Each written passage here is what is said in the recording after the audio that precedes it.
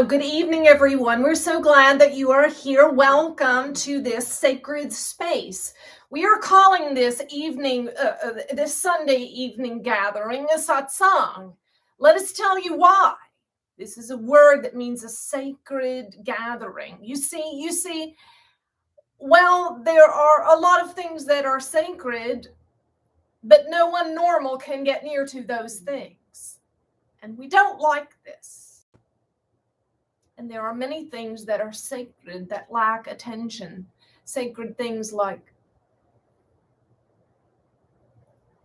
the smallest flower growing by the side of the road, or the tiny little cornrow toes of a baby, a newborn baby. You see, there's so much that is sacred, and what is sacred does not need to be housed in a cathedral or a sanctuary. But you are the sanctuaries, my dear. It is you. You are the sanctuary. You are the place where God dwells, lives, moves, breathes. If you don't like the word God, we're okay with that. We understand it's a trite and worn phrase. Use whatever word you like. We are talking about the essence that is beyond description, and you are its house.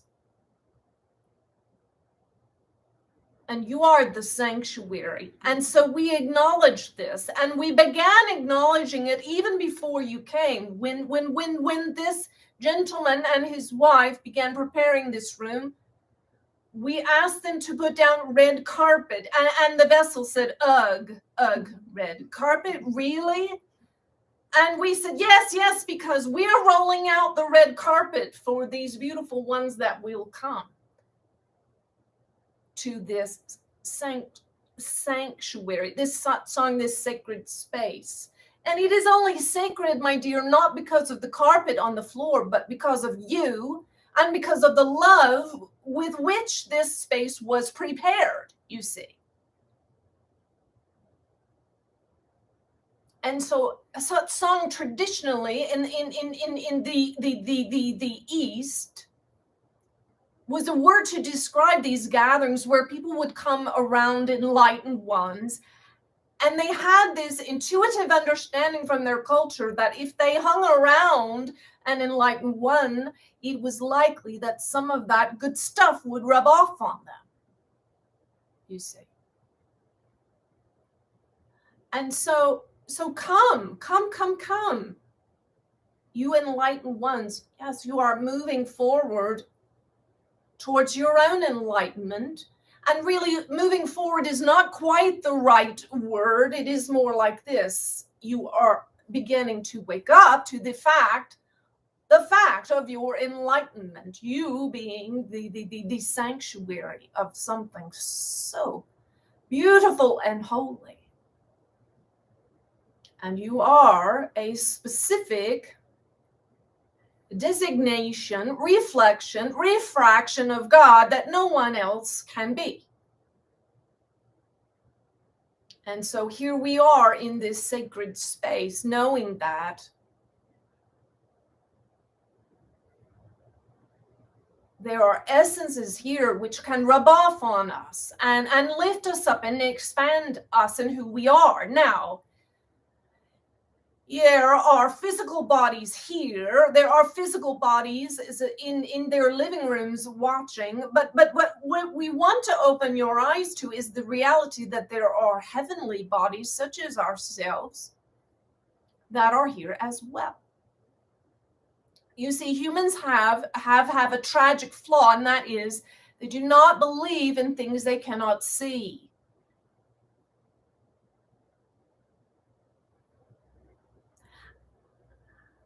And were it not for this odd manner in which we come through this vessel and speak, she would not believe our existence either. And there are times where she gets in her head and thinks, well, maybe I've just lost it and someone needs to check me in to the psych ward. But you see, the miracles are too definitive and too real And our presence is shot through with energy and life and goodness. And those that are in the room now can feel the power emanating.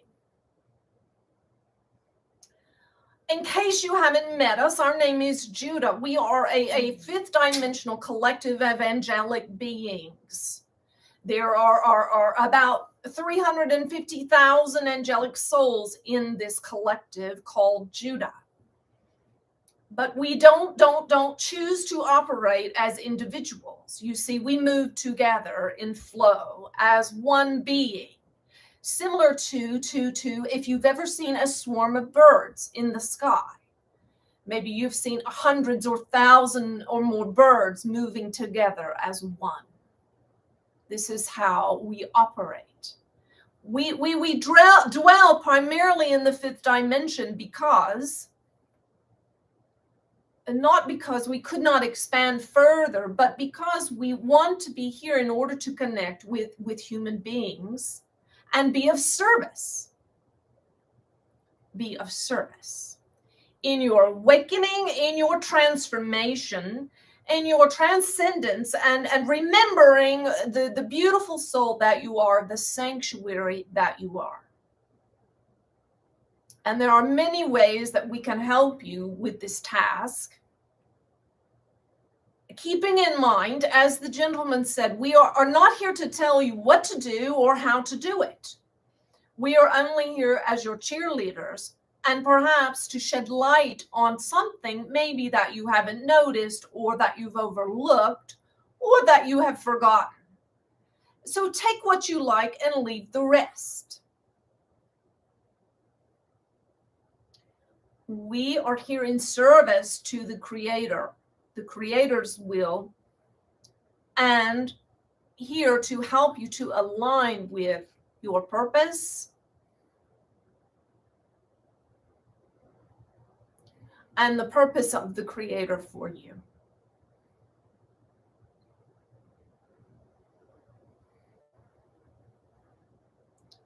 Now, we are always with you. You probably, possibly, being in this room may already have connections with perhaps your guardian angel or a spirit guide. And we wholeheartedly support these relationships. And we hope that we might be your friend as well.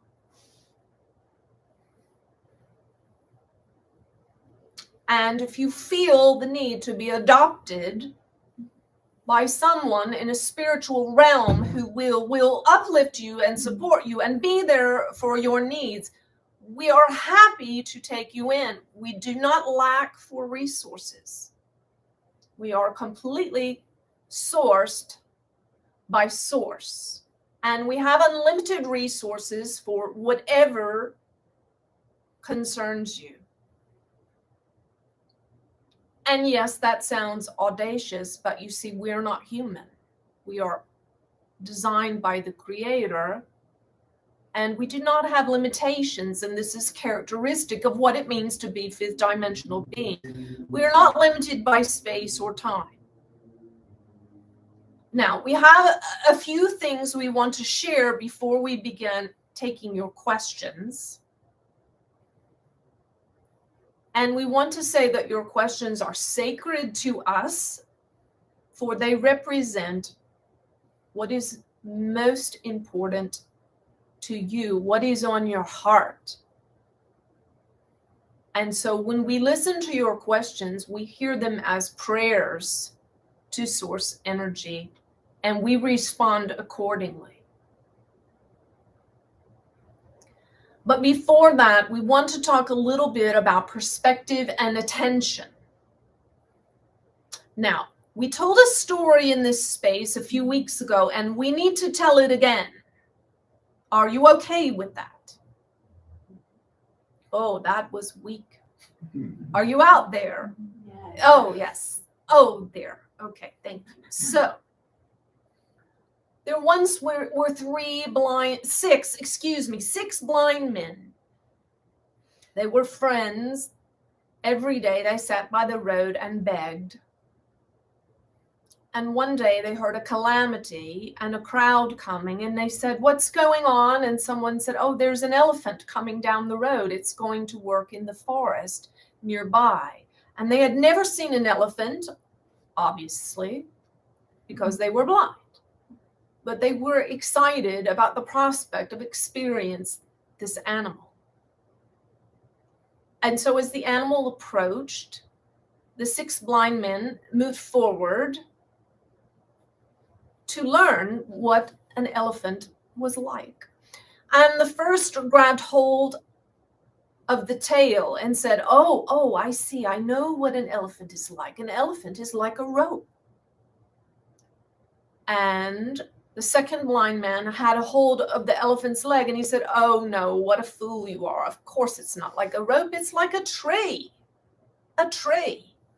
And the third blind man said, "Oh, so silly."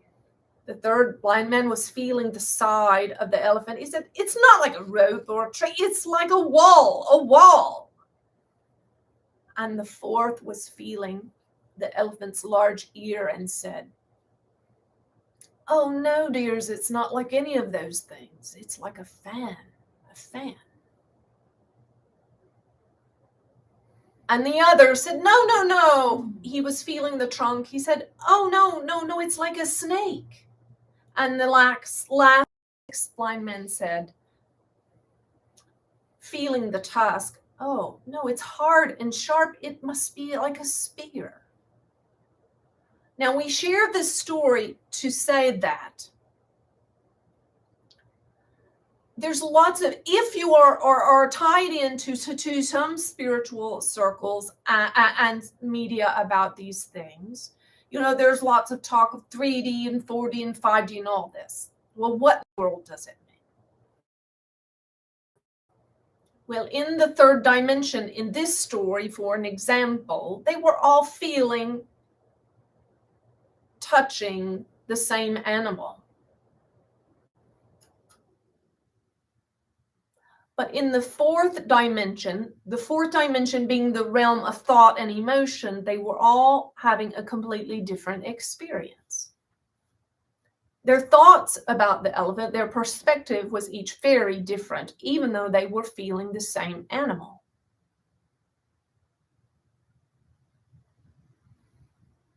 And as we've said before, this is why it's very important when you are interacting with each other, that we all take into account that being human beings, we do not have the eyes of God at all times. Some of you are beginning to see more and more and more with the eyes of God, but our sight is limited. Our perspective is limited, and we each see a little different part or perspective of the elephant, whatever the elephant might be, you see. And this is why it's very important not to take things personally or be too married to our opinions and our point of view. And this is a sure sign that our ego is taking hold when we are married to our point of view on a thing.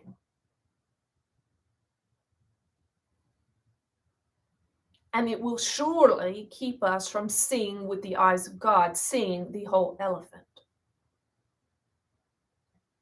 Now, in the fifth dimension, we see the whole elephant, you see, as Judah and other fifth dimensional beings. 360 above, beneath, all around, we see the whole thing. And this is why we like to show up and give our messages. Because in the doing of it, we hope that you might see something you haven't seen before. And the Creator, not only can he see the whole elephant, but he can give his attention to all things at all times without feeling in the slightest bit overwhelmed. You see.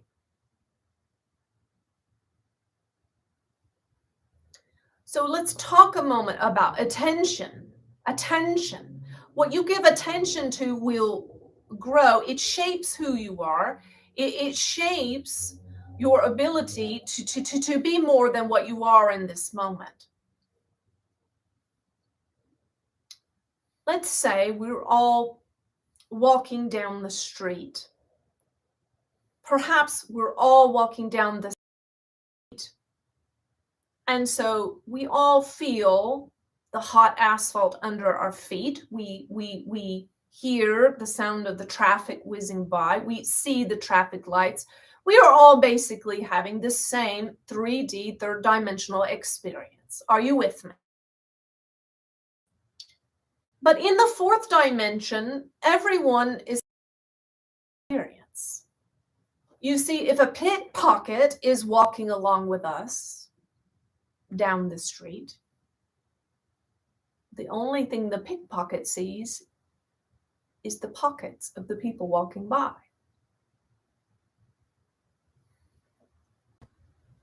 And if an architect is walking down the street, he sees the forms and shapes of the buildings. And if a policeman is walking down the street, perhaps he sees the shady character skulking down the alley. And so on, you see? So in your fourth dimensional experience, your experience is different from everyone else's. Always keep that in mind. Now, so how do we begin to grow spiritually and get free? Is we learn to release our roles: policeman, pickpocket, teacher, architect, whatever your role may be, yoga teacher, however you see the world, you begin to release that, let it go, and be an unattached observer. And then by so doing, you can begin to see the whole elephant, or at least more of it, you see. And so that means letting go of what we think we know to come to the place of, well, I don't know. I thought I knew what an elephant was, but maybe I don't know.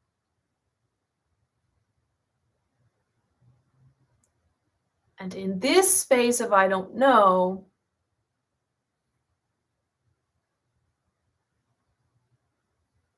the very essence of God can come in and something miraculous can happen.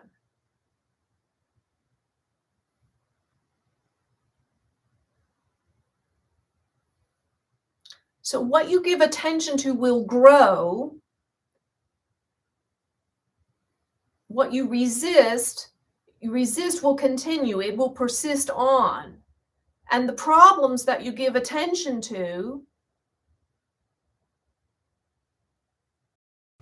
will only expand. But if you withdraw your attention, you step back, you become, you allow your sight to be elevated. Look at the whole elephant. Zoom out a little bit. Be an unattached observer and watch and see what might happen without your interference.